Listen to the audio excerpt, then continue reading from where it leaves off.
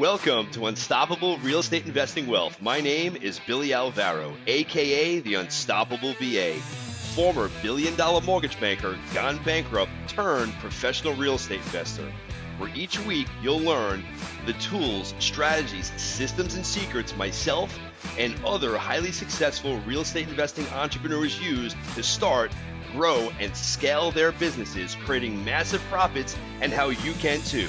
And we'll teach you how to put those profits to work so you no longer have to. Get ready to finally experience financial freedom and generational wealth. Now let's get started. Welcome back to another episode of Unstoppable REI Wealth. I am your host, Billy Alvaro, and it has been a hot minute. I think I've taken off the whole summer on doing these podcasts. I had an absolute full plate. But I'm back at it now. I got a good group of lineup people that we're going to be interviewing. And today from New Mexico, I don't know this gentleman personally, but I'm going to get to know him as you're going to get to know him. I'm going to be interviewing Jerome Maldonado. Are you a Guinea, Jerome? Are you like me, a Guinea? No, I'm not. I got a little bit of Guinea in me. A little bit of Guinea. I love it, brother. Listen, welcome to the show, bro. Good to meet you. Listen, Jerome, I want to get to know you and have our guests get to know you. So just give us a little bit of a brief background of, how long have you been in real estate investing and how did you get started? Hey, Billy. Yeah, thank you. And good morning to you. Thanks for having me here. So I got involved in real estate on accident. In 1998, I started a construction company after a 4-year run in direct sales and network marketing. And I got into real estate just to invest in rental homes, just so I had an asset. So I never really considered myself, I never went into it for quote unquote, the professional career, right? And I started investing just to have assets that worked for me. And I had some rental income coming in, and it was my little security blanket. And so one rental home turned 2 rental homes, turned into a little commercial building that I bought for my business, not really as an investment, but for my business. And that commercial building had 5 units, went in and renovated a small little building for $250,000. And I decided to do another one because it worked so well and I had tenants paying for it. And I was doing this on the side of everything I was doing full time, which was a lot of concrete work at the time. And still today, we still have our concrete company today.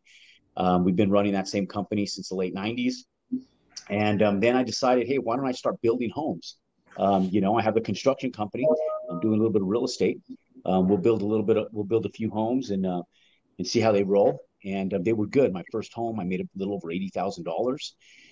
So it was successful. I decided to double down on it and do a couple. And then since we were buying a couple retail centers, I thought, why don't I try to build one? And so I bought a piece of land and I built a little retail center. And then I built another one, then an office complex. And like any entrepreneur, when you see profits and you see reward in something, you start pushing in that direction. And so I moonlighted in real estate aggressively back in 2002, 2003, 4, 5, 6.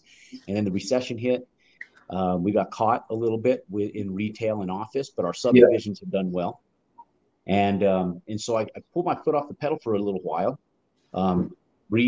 revamped what I was doing, went into Phoenix and started buying a lot of distressed assets, single unit real estate and multifamily fourplexes.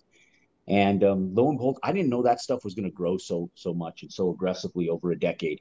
It was a blessing in disguise. I bought that stuff really as a means to service debt on bad assets that I had built over the recession or just before the recession, and it became a market that I fell in love with, and then we continued building houses again, starting about 2012, and then 2016. Billy, I decided I needed to get a little more bold again. We had gotten a little conservative. We softened up our business run for a number of years just to clean up 2008. I think a lot of people did that. In fact, some people never came back.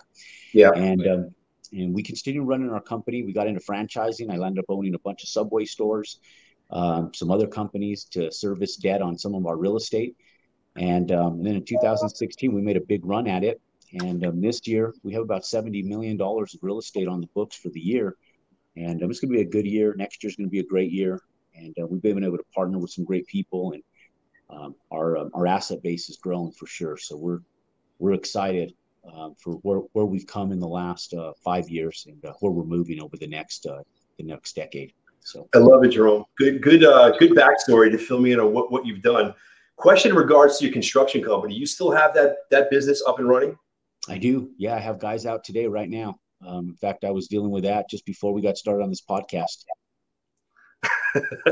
So let me pick your brand of construction, right? So are you considered a paper contractor where you're subbing everything out, or do you have your own people on the crew that are actually working for you?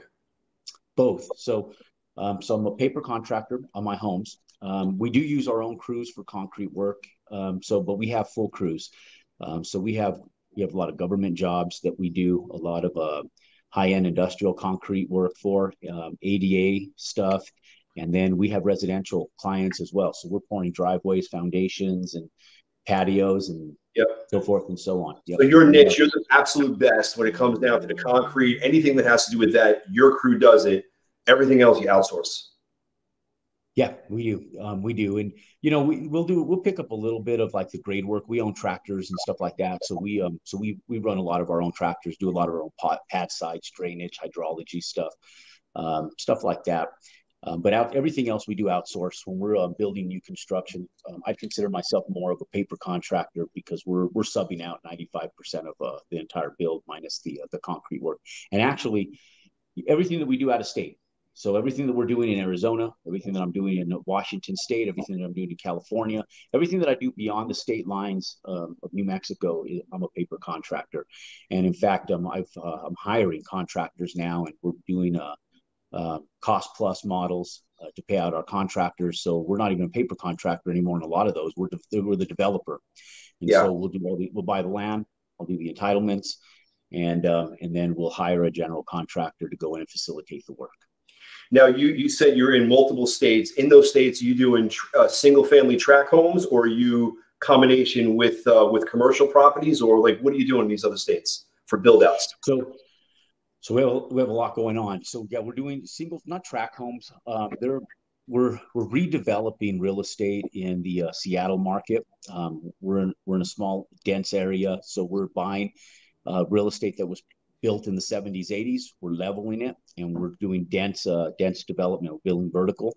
So we'll take one lot and turn it into 4 or 6 lots, and we go in and try to buy up an area. So we have 25 homes that we're doing in there. They're cottage style homes, what they call them, but they're essentially small, semi-custom homes that we're selling for $1 million up in the Seattle area, or just a little over $1 million actually. And so we have 25 of those ones going up right now. And we don't have to short plat them. It's just a code that we found, a little niche in that area that we found we can go in by a single lot without doing a short plat, which means subdivide the lots for those of you guys who are new in the real estate game. And we can go in without going through a 6-month process of short platting and redesigning the layout of the parcels. And we can build 4 to 6 homes 5 feet apart. And the real dense, we go up 2 little 2-story houses, 1,350 to 1,650 square feet. Those are a cool little business model, great little profitability. We make a few $100,000 per home, and a great little business model. Then down in Palm Springs, we're catering to the clean energy economy that's happening over there with the windmill and solar farms, and then it's a big cannabis marijuana growing area. So they're building in Palm Springs. They're building out subdivisions of warehouses that are growing marijuana. It's crazy. You go in over there, and it's just I had no idea. You get a contact high. You walk in over there, you're high right off the bat, right? Yeah, bro, contact high. I mean, you just roll down your windows when you drive through these subdivisions, and you just get fumigated with the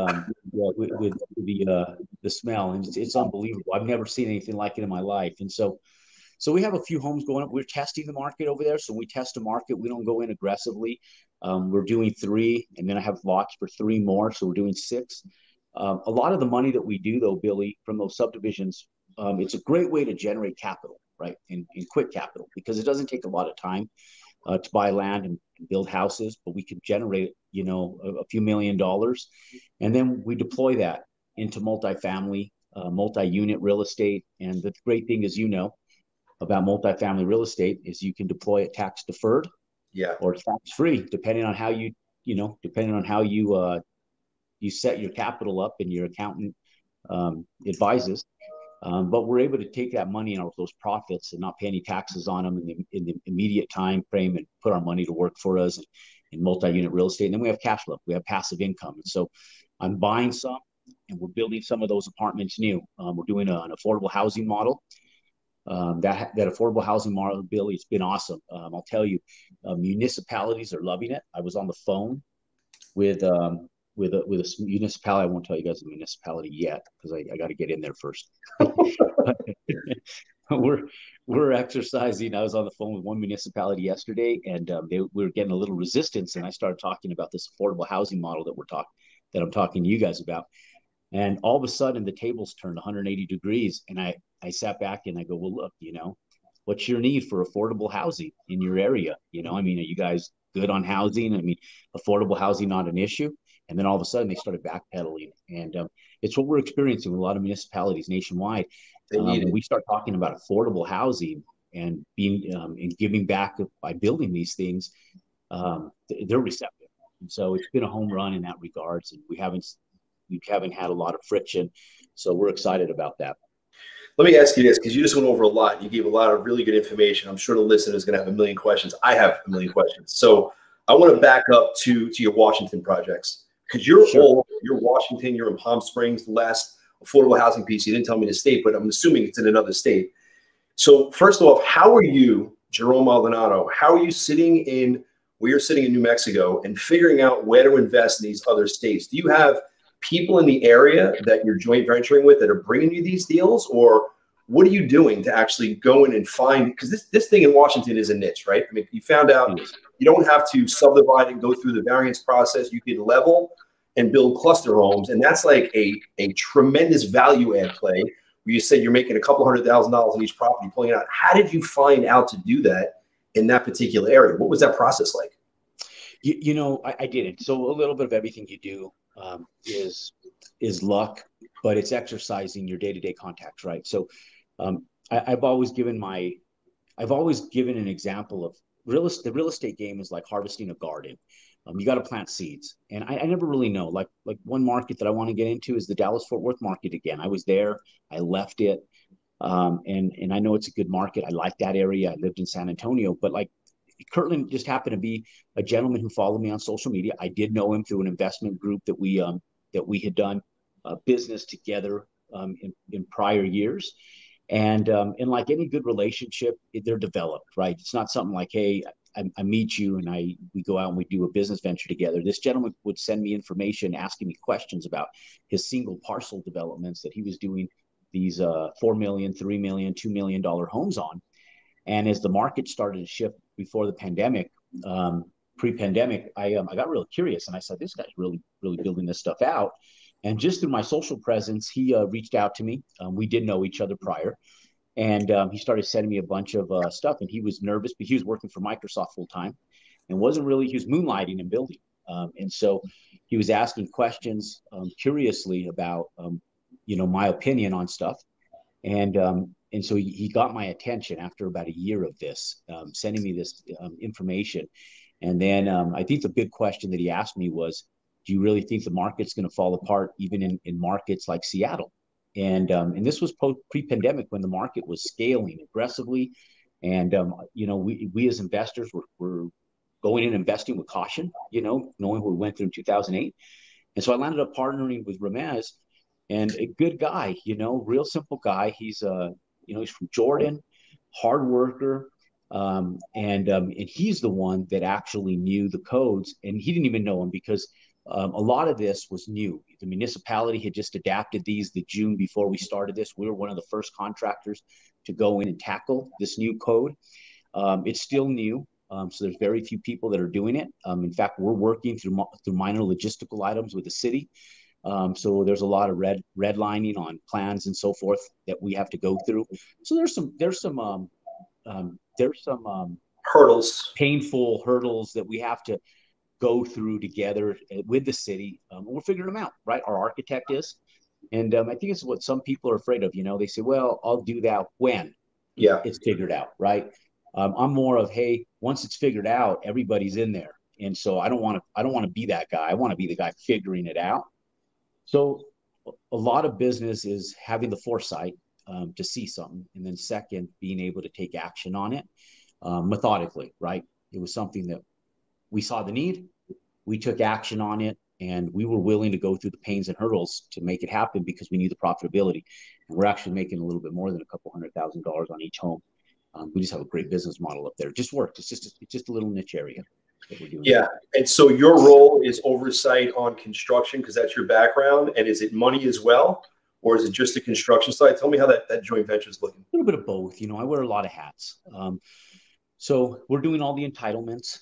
Ramez just happens to be an exceptional partner in that regards. He's probably the best one that I have. That most people don't know entitlements. When I say entitlements, I know people are going, "What the hell is that?" That's everything it takes to get to permits so that you can build. So the entitlements are dealing with the city, your planning and zoning, dealing with your utilities, your water, your sewer, all of that stuff, dealing with the plat itself, where you have a surveyor come in and plat your homes, yep. And then your architect work and everything associated with it, from civil engineering, all the way down the line to where you can go into the city and say, okay, here's my finished plans, engineering, all my water, my curbs, my gutters, my grading, drainage, everything. Here it is. I need permits. And then you get your entitlements. Those are your entitlements. And Ramus happens to be pretty spectacular at that stuff. Although I was helping him yesterday on a multifamily deal that we're working on up in the Northwest as well. And there's stuff on the commercial end that he's not familiar with yet, right? That I've been doing for years. So I bring to his attention. So together we're able to come in on my office and him, and we're able to leverage off each other. So the hat I wear is I help out with that stuff. He deals with a lot of it on site, and then I fly out. I look at the land. We underwrite it together, and it's good to have a partner like that. He's real analytical. I'm more of the assertive driver that drives things. And I'm the catalyst behind a lot of it. So I'm the guy that every day is making the moves, putting in the phone calls, and I still do. I do a ton of phone calls, Billy. I talk to the engineers. I'm pressing people every single day. That's my job. I feel like that's my job, and I make these projects go. I'm the go guy. I'm the guy going, sending out the emails, the follow-ups, the phone calls, and just pressing things forward on projects. That's an important part of it. Big part of it. It's probably one of the most important parts. And a lot of people in every business, they just fall short. They don't know how to follow up and follow through. And those are the two keys, not the only keys, but two keys to success in growing any type of business. Yeah, absolutely, Bill. No, hands down. I mean, people don't realize, that follow-up is huge as far as time and getting things going and the follow through on it. Because people talk about it, and then I'll even have partners sometimes. We'll talk about it, and I'll think they're doing something. 2 days later, I'll check and follow up. Like, okay, where are we at? And, I thought you were going to do it. Yeah. Like, okay. Yeah. So. Tell me, when you're going through this, Jerome, how are you structuring the financing? Are you doing private money? Are you syndicating? Are you doing a combination of both? What does that look like? We're doing a combination of all of it. So the subdivisions, I've self-funded my whole life. I'm a debt-free company. I fund a lot of the residential builds myself. Congratulations, by the way. A lot of people can't say that. Yeah, we started small. Didn't require a lot of debt. It wasn't out buying Lamborghinis and stuff like that. I have like milestone watches. We drive nice cars, but we've been humble. We stayed in the same house for 18 years, thank God. We were going to build a big giant house right before the recession. I'm glad that we didn't. So we've let things roll out slow. And I think part of that, Billy, was that I went through a lot in my 20s in business.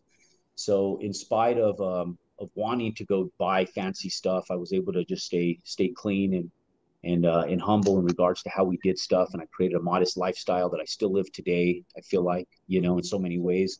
And in fact, my wife tells me I need to do a little bit more for myself. But I think once you start having that driving direction, you just feel like your money is more well placed in assets that grow. So I just kind of drive it in that direction. But yeah, it's been I finance a lot of my stuff through institutional money. So in early years until 2016, Billy, I didn't use any private money at all. I didn't raise capital. I didn't syndicate. I would just take the capital I had. I would go to the bank, I'd put a project together, I get the plans, designs, and I'd go ask for a loan and just use institutional money. And I was limited though to what I could do with my capital. Yep. And I don't care what anybody says, it doesn't matter how much you make. And we were making a lot of money, I felt. You're limited. You can't grow to a level that you want to. So in 2016, I made a little pivot, and I thought to myself, look, I was, 2016, I was in my young 40s, and I said, it's time for me to make a hard run at this if I'm going to do this and retire and set myself up forever. And so I started looking and educating myself. And what I tell people is it doesn't happen overnight. So I started in 2016 looking into syndicating, trying to understand it, trying to raise capital. It wasn't somewhere I was just out frivolously just running after people's capital. It took me 2 years, Billy, of like hard research, really understanding, networking, trying to really figure out the syndication game. And in 2018, for the first time, I brought in capital, and I was modest with it. I had like a $15 million project. I brought in like $1 million. It was a little tougher than I thought at first because people didn't know me. I was just starting to get my name out there. First time in history, I created a social media platform. I was on Facebook in February of 2018 for the first time in my life. And I started doing social media stuff. And so I started pressing out my social presence back in 2018. And now we're starting to raise a little bit of capital. I'm still using a lot of my own capital because it makes things go quicker. I'm able to make a little more money and get institutional money. We have a 104 unit redevelopment project I'm doing in Phoenix right now. I bought an old office building with a buddy of mine, Kyle Mitchell, and we're taking that and we're converting it into 104 units of a one-bedroom multifamily apartment complex. And so we raised about $1 million, 1.3, and the project's going to be valued at about $17 million when it's all said and done. And we're just getting ready to break ground here in the next 30 days. So you married, congratulations on that deal, by the way. So you married the syndication of a little over $1 million, and then you went out, you got bank financing for the rest? Correct. What people don't realize is when you go in, your project's worth something once you get your entitlements and your plans. And that's what people don't realize. Your value goes up substantially when that happens. Oh yeah, I don't need $17 million to build this project out, right? So that's the value of it. That's what we're comping it out at based on current comps in that area, right? So I'm valuing that property at $17 million based on what other projects are selling for conservatively right now. And so I'll go in and let's say it cost me $10 million to build out the whole project. I can go and tie up the land, get all the entitlements, raise $1 million, maybe put in $1 million of my own money into the project. And for a couple $1 million, I can get the rest financed at 3% interest rate or better. And I have very little out of pocket. Money's cheap right now. And so I won't raise any more capital than I absolutely need to, Billy, because I can just get cheap money from the banks. So that $1 million that you just indicated, just give the listeners an understanding of how you put that together. Is there a pref or is it straight equity? What does that look like? So this one we did straight, just debt on. And we just gave them straight debt. We gave them 4 options on this. They could come in for where they got paid monthly on a smaller amount for like $50,000, give them 10%. Or if people came in over $100,000 and they were willing to get paid out at the end of the project, then we gave them 14% on debt. It was a little hard to raise, Billy, I'll tell you. Raising on debt, you really have to have a solid project and a good reputation. Yeah. People want a little bit of equity. And so anytime you do an equity raise where you give people a small percentage of equity based on what they're putting into the project, people tend to like that a little bit more. It secures their money a little bit stronger. When you're raising debt, you got to have a reputation. You got to have a good reputation, and you got to have a track record. People got to trust you. They got to like you and trust you in order to raise straight debt on real estate projects, especially when you're raising debt and you're not securing it with the asset, so they're really believing in you. So unsecured debt is a very tough way to go. Yeah, it is. It is to the end investors for sure. Yeah, toughest $1 million I had to raise, and it wasn't that hard, but still, I mean, I don't like begging for money at all. I don't like asking for it. I feel like I'm beyond it. I feel like, God, if people want to come in and work with me, great. I love to have them. We can definitely utilize their capital and grow.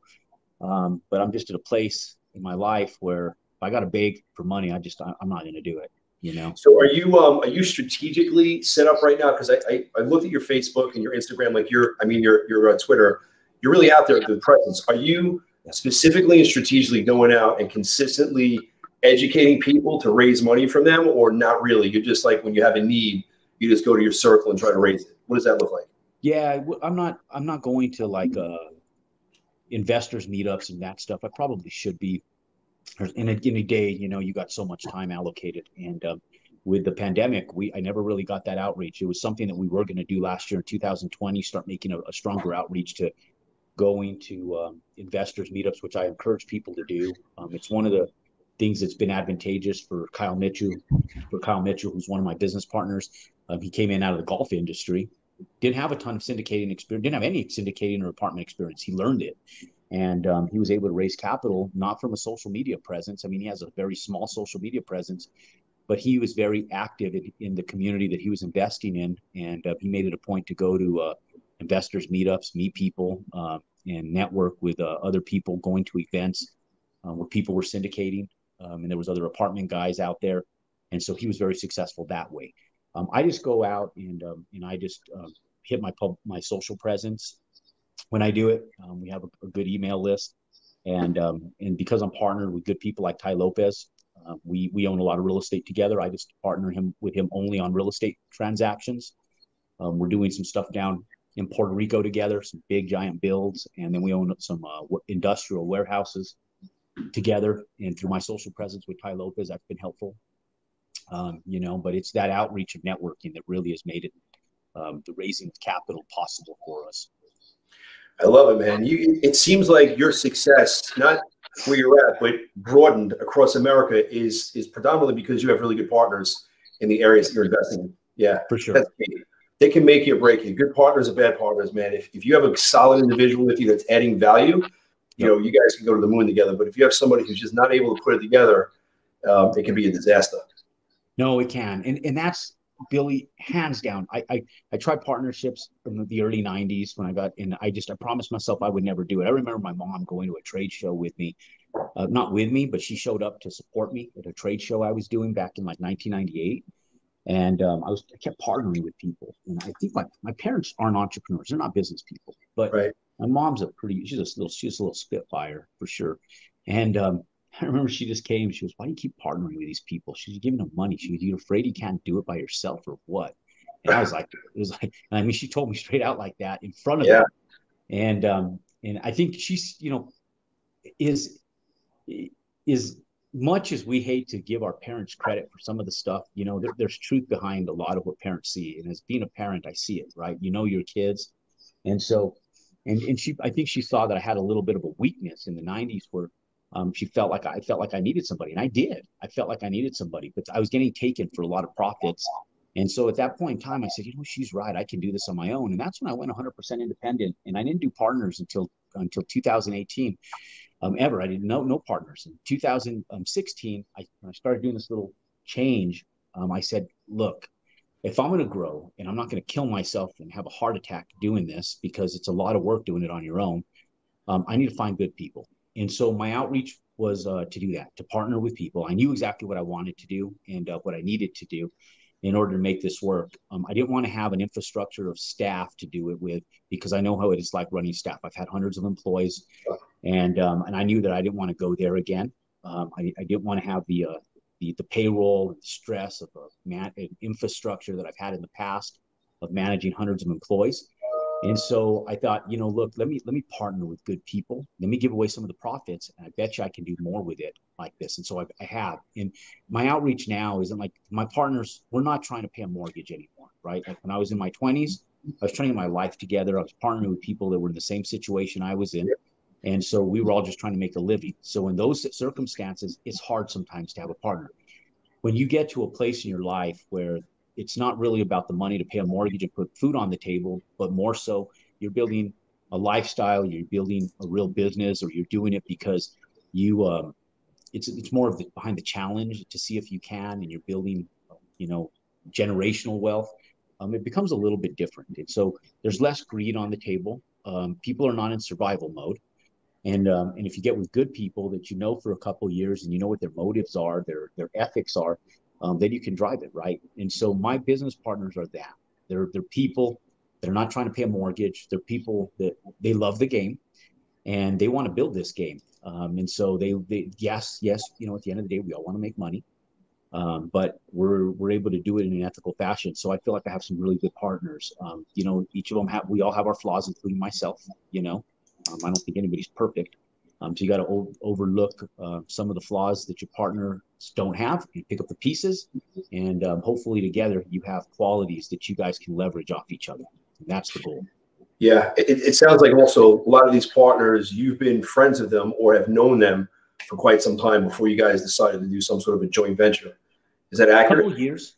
They're not people that go back like to my childhood. They're people like Ty and I. We met in 16, 17, and really doing stuff for them out of the goodness of my heart. And I had a motive. You know, I was doing it because I wasn't asking for anything, but I was doing it on behalf of them and the team, in lieu of working with them, right? And so I created partnerships by giving a little more of me without asking for anything.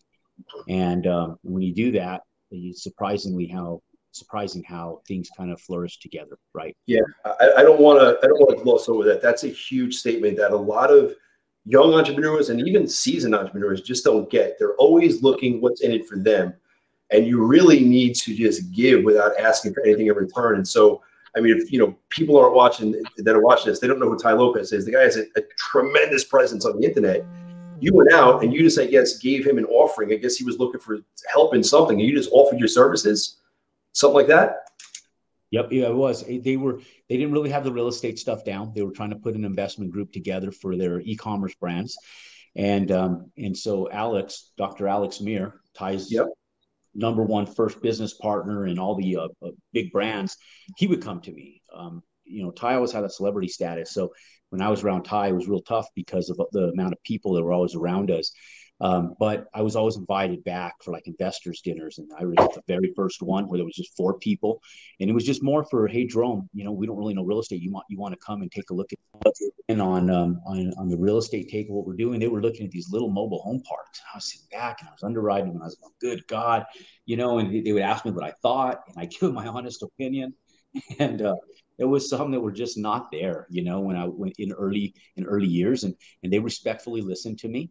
And then they would ask me, how I would position stuff, and I would tell them, and I was very honest. And I'd fly back out on my expense to go listen to more of their investors, more of their investors dinners and more of their investment offerings in early offering years.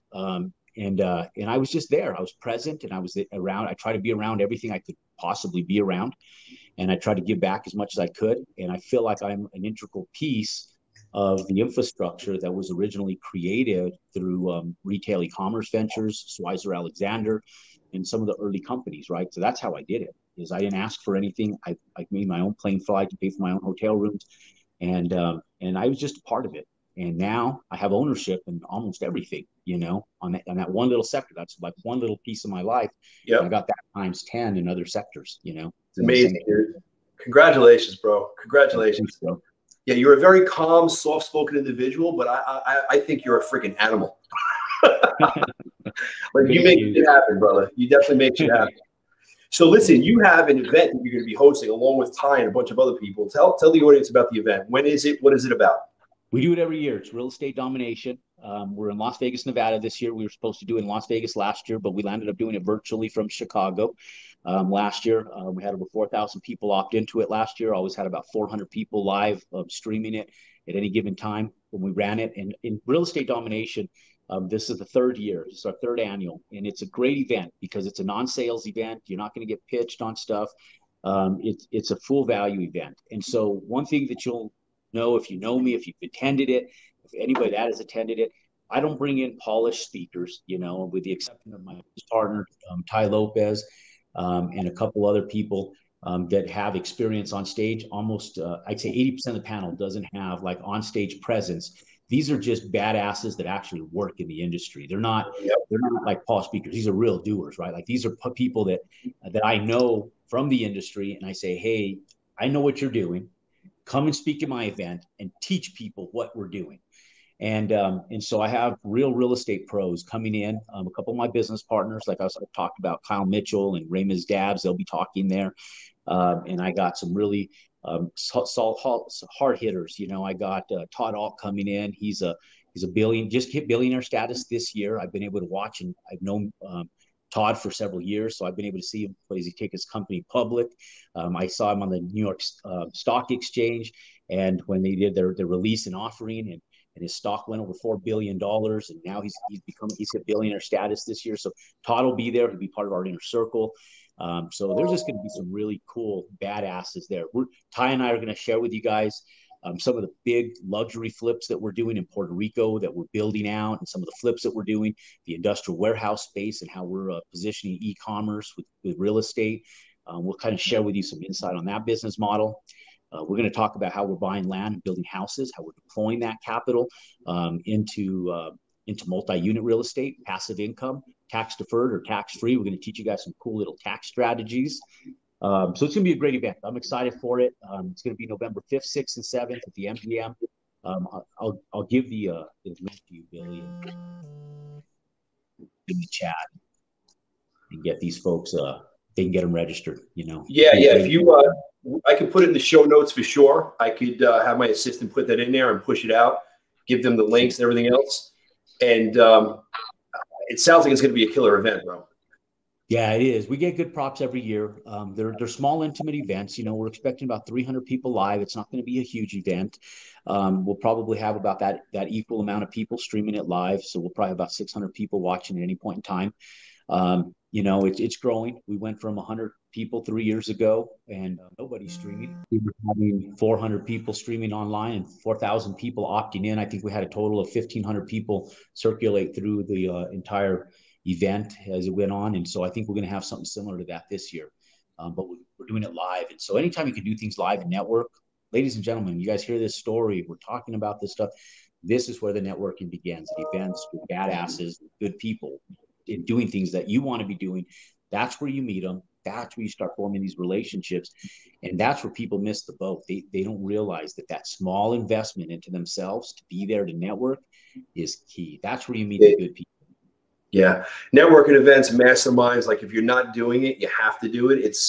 You're going to get to where you want to go like 10 times faster with a group than if you try to do this shit by yourself, because who the hell wants to figure it out? Yeah, for sure. Yep. Right. Listen, if people want to get in touch with you, Jerome, what's your handles, online, offline? How do they reach you? Real easy. I'm everywhere. Just go to Jerome Maldonado. You got my name here on the under my face, and you guys go to any social media platform from LinkedIn, Facebook, Instagram. You know, our YouTube channel on Instagram. It's Jerome Maldonado and the number 1, or our URL is jeromemaldonado.com. You know, and so real easy to find. And you guys Google me. You guys DM me. I'll answer back. You guys have questions.